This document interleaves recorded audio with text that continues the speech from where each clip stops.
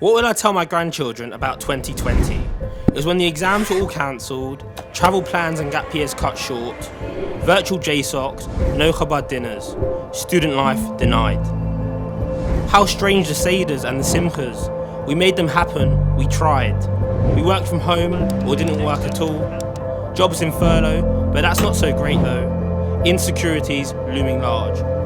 2020 was when we couldn't hug our grandparents and had to teach them how to Zoom. When we saw them only through some glass, delivering shopping whilst they were stuck at home.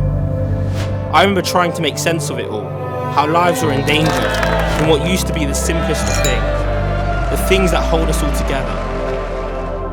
The cities were all empty, losing their bright light appeal, whilst we were glued to the news, waiting for the latest on the stats and reveals. Israel was still there, but not to visit, just viewed from a distance, something we couldn't quite grasp, whilst we stayed at home and zoomed, and cooked, and mourned for the dreams and lives that had been lost, for the things we took for granted, but not anymore. Because that was what I would tell my grandchildren about the year of 2020.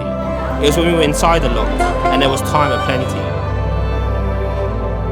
Because despite all the challenges of studying and working whilst at home, we found some precious minutes to be together whilst alone. We baked challah, we volunteered, we never used to have the time. With no hairdressers or barbers, appearances mattered less, and that was fine.